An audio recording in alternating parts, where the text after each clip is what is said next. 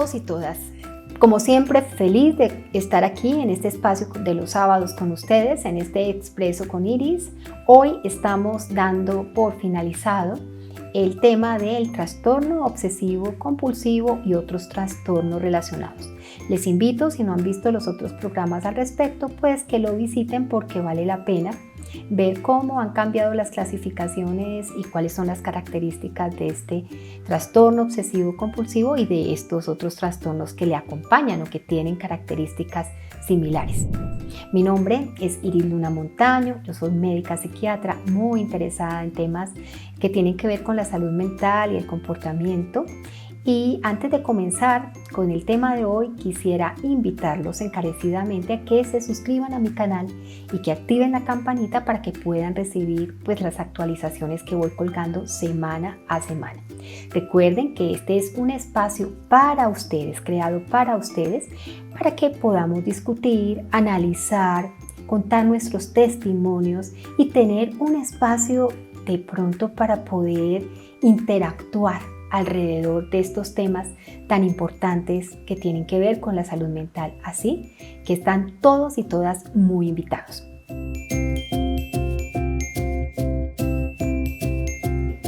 Vamos a empezar a hablar del tema de hoy, que es básicamente el trastorno de arrancarse el pelo y de rascarse la piel. Voy a hablar de los dos trastornos en el mismo espacio porque se parecen bastante, aunque el enfoque se hace en diferentes zonas, ¿sí? Una es en la piel y la otra es en el cabello, pero incluye piel y faneras, entonces creo que vale la pena considerarlos juntos. Muy bien, vamos a hablar un poquito inicialmente de las características clínicas y de los criterios del DSM-5. Inicialmente, el trastorno de arrancarse el pelo estaba incluido dentro de otra categoría que era el trastorno del control de los impulsos. Infortunadamente, mucha gente ha asociado el nombre tricotilomanía con la manía, pero no tiene nada que ver con un trastorno afectivo, porque la manía está incluida dentro de los trastornos afectivos, específicamente del trastorno afectivo bipolar. Y es una entidad bastante importante, pero como les digo, la tricotilomanía no tiene nada que ver con ella.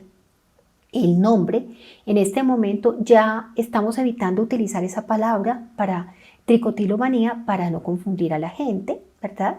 Entonces ahora se llama trastorno de arrancarse el pelo. Y este trastorno de arrancarse el pelo actualmente está incluido junto con el de rascarse la piel en estos trastornos obsesivo-compulsivos y trastornos asociados. Esto es lo primero que quiero que quede claro. En segundo lugar, por ejemplo, el trastorno de rascarse la piel no aparecía como una entidad solita en las clasificaciones, pero ya en el DSM-5 aparecen los dos. Aparece el trastorno de arrancarse el pelo y el trastorno de arrancarse la piel como entidades independientes metidas y clasificadas dentro de un espacio que permite un mejor estudio, una mejor valoración, hacer más investigación al respecto y darles el lugar que se merecen. Ustedes quizá no hayan escuchado hablar mucho de esto, ¿no?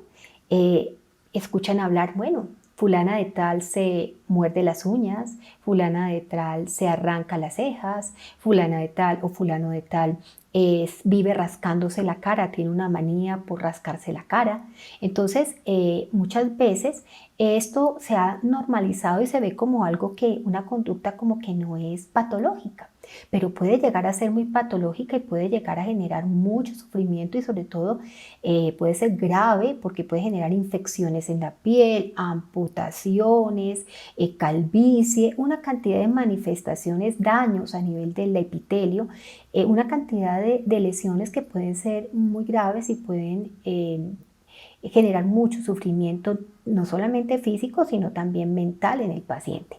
Estas conductas son conductas llamadas conductas repetitivas basadas en el cuerpo. Claro, se relacionan con el cuerpo, pero son conductas repetitivas. Estas dos, trastorno de arrancarse el pelo y trastorno de rascarse la piel, Son conductas repetitivas basadas en el cuerpo para que lo tengan en cuenta, al igual que el hecho de morderse las uñas de forma compulsiva. Muy bien, entonces ya sabemos que el DSM-5 finalmente ha reconocido estas dos entidades como trastornos psiquiátricos independientes, los fenómenos que ocurren en ellos, la etiología, o sea, la causa y el tratamiento suelen ser similares, por eso es muy importante ponerlos juntitos, y ninguno de ellos está relacionado con la manía, que es un trastorno afectivo. ¿Cuáles son las características? ¿Cómo me llegan a mí los pacientes que tienen el problema de arrancarse el pelo? Según los criterios del DSM-5. Y bien, lo primero que el paciente hace cuando llega a la consulta generalmente expresa una gran ansiedad y una gran impotencia. Se siente muy preocupado porque una conducta que ha repetido en el tiempo le está generando problemas. Entonces ellos, la primera cosa que mencionan es que se arrancan el pelo recurrentemente y que esto les está causando una pérdida del mismo e incluso zonas importantes de calvicie. Y la segunda criterio es que ellos hacen intentos repetidos por disminuir o dejar de arrancarse el pelo, pero infortunadamente no lo consiguen. Esto genera mucha ansiedad, esto genera mucha incertidumbre, les genera mucha preocupación y hace que inviertan mucha parte de su tiempo en esta preocupación. Muy bien, arrancarse el pelo les causa un gran malestar y es clínicamente significativo. Nosotros lo podemos valorar, ¿no?, como algo muy importante. Y otra cosa es que nosotros esto no lo podemos atribuir a otra enfermedad o una condición médica, ¿no es cierto?, distinta, sino que es la conducta que aparece y se perpetúa y se hace recurrente. No se explica tampoco por los síntomas de otro trastorno mental. Por ejemplo, como hablamos antes del trastorno dismórfico corporal, no se explica por el hecho de que el paciente se arranca el pelo porque quiere verse mejor. No, no hay esta asociación y esta parte es muy importante tenerla en cuenta. En cuanto al trastorno de rascarse la piel, que también aparece en el DSM-5, tiene unos criterios diagnósticos similares. Por ejemplo, el primero sería el paciente llega quejándose de que se rasca la piel recurrentemente, cotidianamente, frecuentemente y que constantemente está generándose lesiones cutáneas en diferentes zonas del cuerpo, ya sean zonas que sean expuestas a la luz o no. Muy bien. Lo segundo, hay unos intentos repetidos de disminuir esa conducta o de dejar de rascarse la piel. En tercer lugar, estos pacientes dicen que al rascarse la piel experimentan un malestar muy importante y van a verse deteriorados en varias áreas, ¿no es cierto?, en el área social, en el área funcional. Realmente tampoco podemos decir que se pueda esto atribuir a efectos fisiológicos de una sustancia psicoactiva, por ejemplo, el consumo de la cocaína o a otra condición médica, por ejemplo, el hecho de tener escabiosis o sarna. No se rascan porque tienen una enfermedad en la piel, no se rascan porque han consumido una sustancia que les produce prurito, que les produce alergia. No, esa no es la razón. Esta parte es muy importante y tampoco se explica mejor por síntomas de otro trastorno mental. Entonces vemos que son parecidas la situación. En la llamada antes tricotilomanía, la gente se arranca el cabello, se siente muy incómodo porque se da cuenta que día a día está perdiendo cabello y está poniéndose calvo, pero no puede impedir hacerlo, no lo puede dejar de hacer. Ahí está la clave, pues, como del diagnóstico, ¿no? A ver, aquí hay algo que es importante. Estas conductas recurrentes, repetitivas, basadas en el cuerpo. Por ejemplo, morderse las uñas, morderse el labio, arrancarse los cueritos de la boca, de los labios, frotarse los labios, suelen ser bastante comunes. Suelen ser bastante comunes y dependiendo del grado y la frecuencia en que se haga, pueden generar problemas en el paciente, ¿no? Infecciones, lesiones y otro tipo de cosas, pero aquí estamos mencionando como las más importantes, que sería el arrancarse el cabello y el rascarse la piel. Bueno, hay algunas características de arrancarse el cabello que tenemos que tener en cuenta. Bueno, los pacientes le dicen a uno que ellos tratan de arrancarse unos pelos específicos. Generalmente suelen mirarlos, frotarlos, llevárselos a la boca y generalmente les gusta arrancarse el pelo desde la raíz, ver la raíz del pelo cuando se lo arrancan. Y en otras ocasiones hay algo que se puede complicar bastante en estos pacientes, es que llegan hasta comerse los pelos. Entonces se los pueden comer y esto puede provocar una enfermedad que se llama tricobezoar, que es una complicación médica, básicamente porque hay tanto pelo en el estómago que puede llegar e irse por el intestino, que puede llegar a producir una verdadera obstrucción intestinal y puede ser una complicación bien importante para que tengamos en cuenta. Muy bien. A ver, hay otras características clínicas que tenemos que tener presentes, ¿no? Los pacientes generalmente se llevan a la boca tanto el pelo como las costras que se han arrancado y los pedazos de piel que se han arrancado. Otra cosa que es fundamental y que tenemos que tener en cuenta es que ellos dicen que no sienten dolor al rascarse, aunque se rasquen y se rasquen y se arranque la piel, dicen no sentir ningún tipo de dolor ni ningún tipo de molestia en el lugar donde se han rascado o se han arrancado la piel, y generalmente no son los mismos sitios. Ellos destrozan una zona de la piel, después se pasan para la otra, después para la otra. Estos pacientes suelen consultar mucho a dermatología. Son pacientes que generalmente son pacientes complejos porque llegan con la sensación de rascado.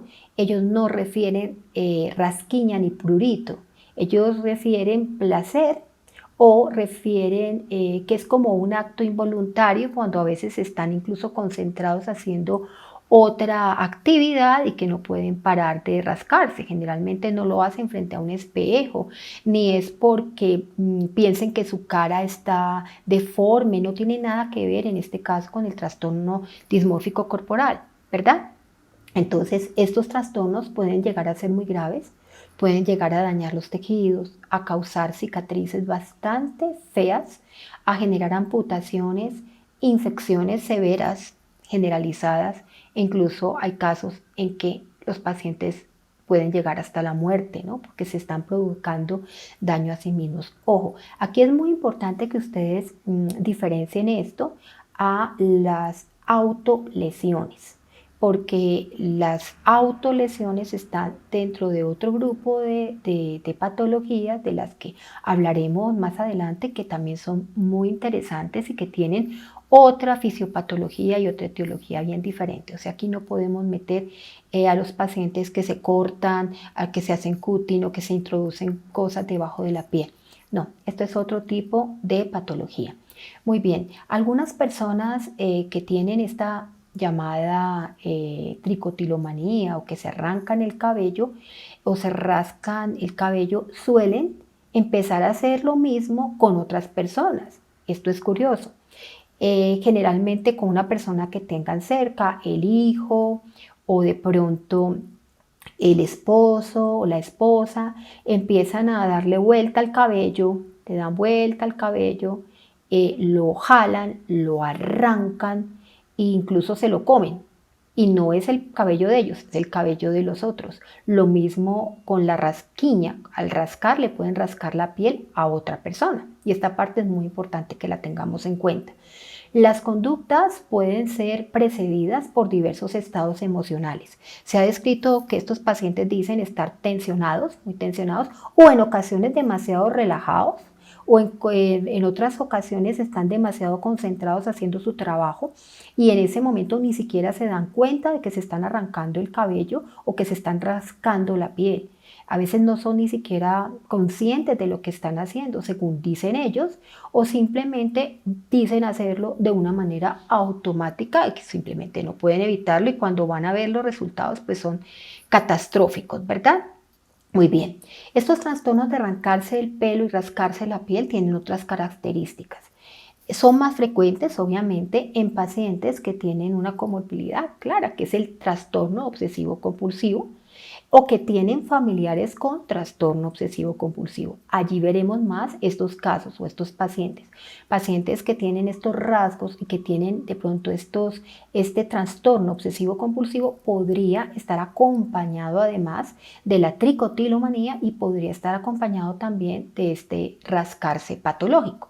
Bueno, uno generalmente, el dermatólogo lo que hace es hacer una biopsia, es hacer una historia clínica muy completa. Si en la biopsia, en la historia clínica completa, no encuentra unas alergias, no encuentra una parasitosis, no encuentra una inflamación o algo una inflamación sistémica que esté causando este rascado, entonces nos lo remite a los psiquiatras. Generalmente estos pacientes llegan remitidos por los dermatólogos que tienen una amplia experiencia en poder descartar patologías orgánicas o esta patología psiquiátrica. ¿Cuándo se inicia? El inicio suele ser al inicio de la pubertad. Por eso es muy importante estar muy atentos a este tipo de comportamientos en los chicos, ¿sí? Ver que empiezan a escoger, hay personas que escogen incluso las cejas y se quedan sin cejas, empiezan a arrancarse las cejas o las pestañas o determinado cabello en determinada zona, ¿verdad? Y también con la rasquiña, con el rascado ocurre lo mismo. Existe, pues, a ver, esto es una enfermedad que puede ser crónica, que puede fluctuar a lo largo de la vida, que de alguna manera puede aliviarse y puede volver a repetirse, ¿no es cierto? Entonces esto es bastante interesante porque hay mucho por estudiar con respecto a este tema. Hay muchas teorías al respecto, pero precisamente al estar ya clasificados en esta, pues como individuales y todo, nos va a permitir conocer un poco más acerca de esta patología.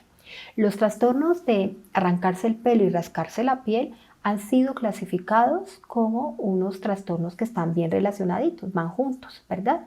Y a menudo se les conoce como conductas repetitivas basadas en el cuerpo. Y como les digo, hay otra conducta repetitiva basada en el cuerpo que sería muy similar, que tendría que ver con el morderse las uñas. Hay personas que se las muerden de tal manera que generan infecciones, que se dejan, incluso generan sangrado y que dicen, bueno, realmente no sé, cuando estoy muy emocionado, cuando estoy preocupado o cuando estoy relajado o cuando estoy haciendo algo, a veces automáticamente lo hago. Entonces es un campo de estudio bien interesante porque estas pueden ocurrir de forma automática o consciente y pueden generar placer o también no generar placer. Es decir, esto todavía no se conoce muy bien. La morbilidad pues de esta patología puede llegar a ser grave por el impacto que tiene pues sobre la piel, ¿no? Porque ustedes saben que la piel es un órgano protector y si nosotros estamos rascándonos constantemente o arrancándonos el pelo, podemos dejar soluciones de continuidad, o sea, áreas abiertas que es donde llegan las bacterias, llegan los virus, llegan los hongos y podemos tener elementos sobreinfectados. Yo tengo algunas amigas dermatólogas a las que les han llegado estos pacientes, pero que ellos inicialmente no han logrado identificar pues cómo es la etiología inicial, porque cuando les llegan, estos pacientes les llegan sobreinfectados, les llegan con unas infecciones de la piel tremendas o con unas lesiones de la piel demasiado grandes. Entonces, a veces cuando van a la consulta es cuando hay un impacto ya muy grande o incluso cuando ya están casi calvos, ¿verdad? Y esta parte es muy compleja y muy dolorosa para estos pacientes porque ellos están viendo que están dañando parte de sus tejidos, pero no pueden evitar hacerlo. Muy bien. Los pacientes pueden morir, en particular en este trastorno de rascado de la piel. Y estas conductas repetitivas basadas en el cuerpo, pues como ya les dije, son crónicas y aunque los síntomas suelen fluctuar a lo largo del tiempo, muchas veces es un problema con que la gente tiene que lidiar de por vida. Entonces esta sería como la primera parte, ¿no? Podríamos mirar que aquí hay una sensación, hay una percepción del paciente donde él pierde el control frente al manejo de su piel y de su cabello, donde lo arranca una y otra vez de forma convulsiva. Él siente incomodidad, malestar con los resultados, lo que él va viendo, que va ocurriendo a través de eso, y infortunadamente, pues en algunos casos vemos que no hay la posibilidad de que estos pacientes pues como que se sientan bien con respecto a esto que están viviendo. ¿Por qué? Porque de alguna manera pueden ser incomprendidos, puede haber también una situación muy incómoda en el sentido de que la familia se desespera y no logra entender qué es lo que le está pasando a su familiar, qué es lo que está ocurriendo con ellos, ¿verdad? Porque es que no se trata de una cosa demasiado sencilla. Esto es algo que uno tiene que empezar a analizar de diferentes maneras, y sobre todo hay que sensibilizar a la familia, hay que trabajar con la familia, porque infortunadamente por los resultados pues es bastante, no solamente por el tema de lo que es antiestético, no, que sea estético o no sea estético, ¿no? Sino por el tema de las implicaciones que puede llegar a tener a largo plazo, y esta parte es muy complicada de manejar. Yo sé que para muchos es bastante frecuente escuchar hablar de esas conductas repetitivas centradas en el cuerpo. E incluso, por ejemplo, con el hecho de arrancarse o de morderse las uñas, se han instaurado tratamientos como algunas, ¿cómo se llamarían? Digamos, algunos esmaltes que tienen un sabor muy desagradable y hace que pues el paciente sienta asco de hacerlo, o ponerse guantes. Hay diferentes métodos que se han utilizado, pero es muy importante tener en cuenta que contamos también con tratamientos farmacológicos para este tipo de conductas repetitivas basadas en el cuerpo. Se sabe, por ejemplo, que la fluoxetina, que se utilizó durante un tiempo, no ha resultado eficaz en algunos estudios. La sertralina también se ha visto que tiene muy poco efecto si no se asocia con la terapia cognitivo-comportamental, que esta sí ha mostrado algunos resultados bien interesantes con estos pacientes. Hay otro medicamento que es la cloimipramina, que es muy interesante porque muestra algo más de eficacia que el tratamiento placebo. Y tenemos el escitalopram. El escitalopram es un inhibidor de la recaptación de serotonina que puede tener una eficacia moderada, y si la asociamos al tratamiento con terapia cognitivo-comportamental, pues va a ser interesante, va a ser más útil. Muy bien. Los inhibidores de recaptación de serotonina realmente no han demostrado ser muy eficaces en los ensayos individuales. Se han hecho muchos metaanálisis y en esos metaanálisis pues vemos que los resultados podrían llegar a ser bastante positivos, más positivos. Entonces, en este caso, lo que recomiendan los investigadores es en ensayar los diferentes tipos de, de inhibidores de recaptación de serotonina, y ensayar con medicamentos como fluvoxamina o como con la sertralina no les ha ido muy bien, pero es interesante ver que cada persona puede tener un perfil u otro perfil y puede responder de una o de otra manera, ¿no es cierto? Entonces, muchas veces tenemos que hacer varios ensayos terapéuticos y acompañar al paciente con mucha empatía, con mucho respeto, y ofrecerle la terapia cognitivo-comportamental que sí ha mostrado tener utilidad. La cloimipramina, que es un medicamento más antiguo, ha mostrado ser superior al placebo y más eficaz que la mayoría de inhibidores de recaptación de serotonina, por lo que uno generalmente buscaría empezar a tratar estos pacientes con cloimipramina, ¿verdad? Bueno, los estudios con inhibidores de recaptación de serotonina siempre nos muestran resultados contradictorios. Pero estos tratamientos, infortunadamente, aunque dan resultados contradictorios, aunque pues en ensayos individualizados no dan tan buen resultado, pues siguen siendo hasta el momento el tratamiento farmacológico de primera línea. Todos los inhibidores de recaptación de serotonina se consideran pues que pueden ser válidos y se recomienda siempre utilizar dosis más altas que en la depresión, o sea, utilizar dosis que se utilizan en el trastorno obsesivo compulsivo. O sea, por ejemplo, si voy a dar escitalopram, lo voy a dar a una dosis como para tratar un trastorno obsesivo compulsivo y no para tratar una depresión. O sea, necesitamos unas dosis mayores, ¿verdad? Y como les digo, hay pacientes que suelen responder a uno, otros pacientes que suelen responder a otro.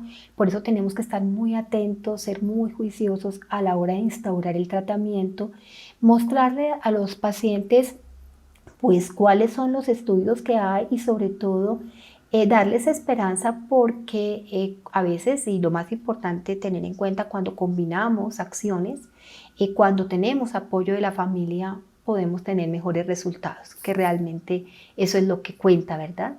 Entonces, a ver, aquí hay algunos medicamentos que se están utilizando, que es por ejemplo la N-acetilcisteína. Esto se ha utilizado para manejar estas conductas repetitivas basadas en el cuerpo.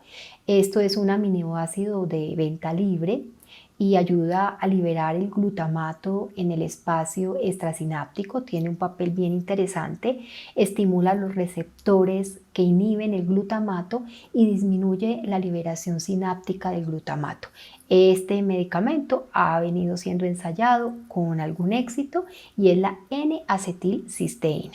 Como les decía, medicamento de venta libre. Bueno, hay algunos estudios con N-acetilcisteína.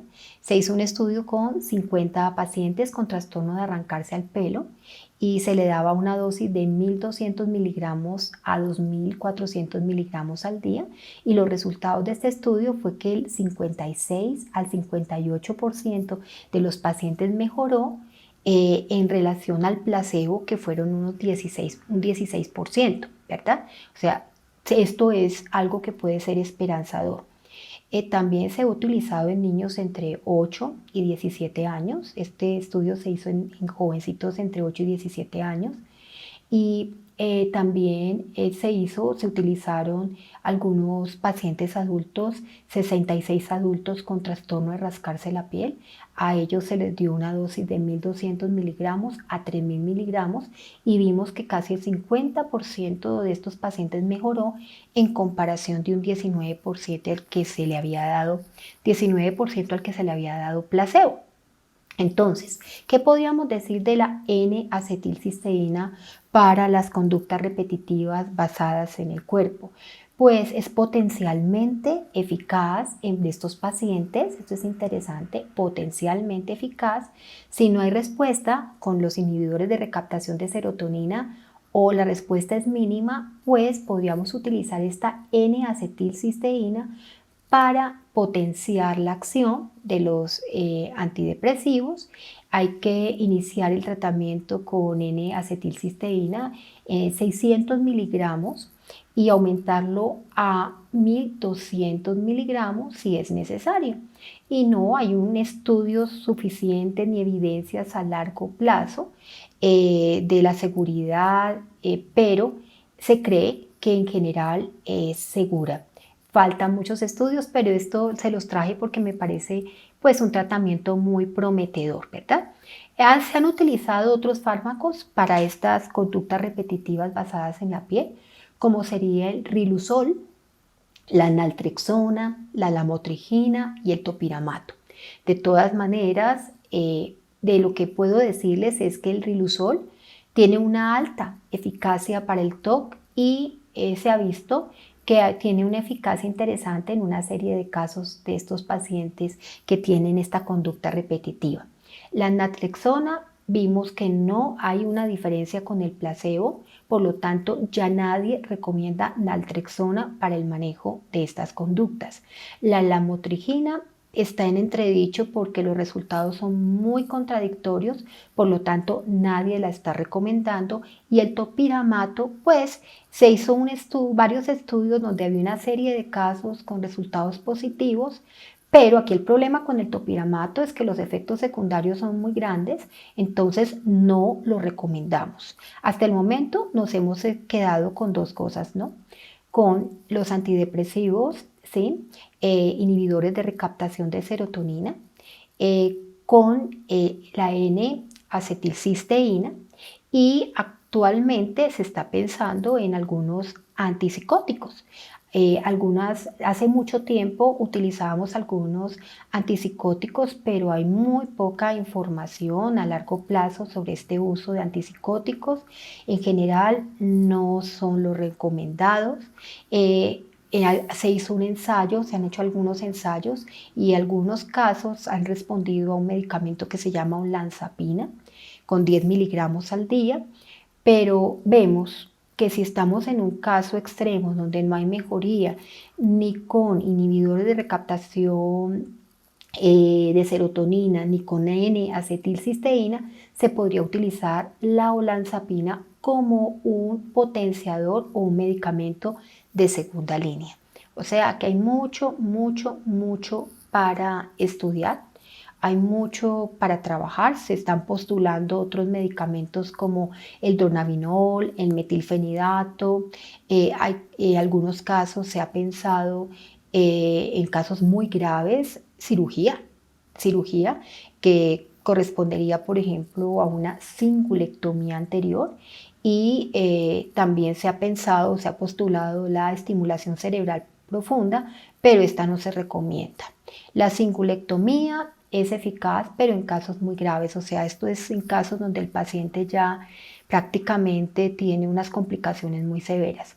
Entonces, dicho todo esto que les he mostrado del panorama, de lo que están haciendo, lo que están investigando con respecto a estas conductas repetitivas basadas en el cuerpo, podemos decir, número uno, que el tratamiento de elección podría ser los inhibidores de recaptación de serotonina, son los tratamientos de primera línea. La N-acetilcisteína es un potenciador también de primera línea, es decir, que es seguro, que se ha visto efectividad en algunos casos, y en segunda línea estaría la olanzapina como un potenciador, pero estamos hablando de casos muy refractarios, muy severos. Esto obviamente asociado a la terapia cognitivo-comportamental, que definitivamente sí nos puede ayudar a que estos medicamentos nos den un buen resultado. Entonces los puntos claves para que se lleven a la casa serían los inhibidores de recaptación de serotonina, la cloimipramina, son el tratamiento farmacológico de primera línea tanto para el rascado como para la tricotilomanía y como para el morderse las uñas. Se deben usar las mismas dosis que para el trastorno obsesivo compulsivo, y la N-acetilcisteína puede usarse en los adultos para potenciar a estos inhibidores de recaptación de serotonina o en algunos casos como monoterapia. Otras cosas que les mencioné, como naltrexona, antipsicóticos diferentes, la motrigina, tienen muy poquito o ningún beneficio y realmente en este momento no son recomendados. Y la olanzapina por sí sola no se recomienda como primera línea, sino como un potenciador en segunda línea. Esta parte es muy importante que la tengamos en cuenta. Si bien contamos con algunos medicamentos que pueden ayudar a estos pacientes a mejorar esta condición, es fundamental que el paciente reciba apoyo suficiente de la familia, que esté en un ambiente donde no sea juzgado, donde no se le genere más sufrimiento mental. Es fundamental que si se encuentra otra patología, una comorbilidad junto a esto, o sea, otro trastorno como un trastorno de ansiedad, un trastorno de pánico, una fobia social, o se presenta un trastorno obsesivo compulsivo, pues es fundamental trabajar también el otro trastorno. Lo otro fundamental es Generalmente estos pacientes no nos llegan de primera vez, nos llegan remitidos por los dermatólogos o por los médicos internistas una vez ellos han hecho una cantidad de estudios al respecto, descartando que tengan una enfermedad en la piel o otra razón por la cual se estén arrancando el pelo. Hay algunas condiciones que no se llamarían tricotilomanía, donde el individuo se arranca la piel o se arranca el pelo. Puede ser, por ejemplo, episodios psicóticos, el paciente con esquizofrenia, un paciente con un trastorno delirante, un paciente que tenga de pronto una intoxicación con sustancias, un paciente que tenga una falla, por ejemplo, hepática, donde presenta prurito y se tiene que estar rascando la piel continuamente. Otra cosa importante es que obviamente este trastorno que es de conducta repetitiva basada en el cuerpo puede asociarse a otras enfermedades psiquiátricas como las que hemos estado mencionando. O sea, puede asociarse a la depresión, puede tener una comorbilidad con otro trastorno muy diferente, por ejemplo, un trastorno de personalidad, puede tener una comorbilidad con un trastorno de pronto obsesivo compulsivo, como les había dicho. Estamos hablando de una patología compleja que se está estudiando, donde no tenemos hasta el momento muchos recursos, pero que es muy importante que la tengamos en cuenta. Yo considero que la N-acetilcisteína y los antidepresivos, inhibidores de recaptación de serotonina, una buena psicoterapia, donde estemos muy atentos a ese paciente, tengamos una historia clínica muy completa, una compañía constante, pues nos va a ayudar cantidades a que estos pacientes mejoren mucho su calidad de vida. Entonces, bueno, espero que este tema les haya llamado la atención, sea de utilidad para algunos de ustedes y espero comentarios, espero testimonios y espero que me cuenten cómo les pareció este programa. Un abrazo gigante. Y no se olviden, suscríbanse a mi canal y activen la campanita si quieren recibir nuevo material respecto a esto. Bueno, ya la próxima semana empezaremos a tratar otros temas de psiquiatría, otro bloque de temas. Recuerden que ya tenemos los de ansiedad y ahora tenemos los de trastorno obsesivo compulsivo, ya están completicos. Y bueno, que tengan una muy buena tarde. Les mando un abrazo muy grande. Hasta luego.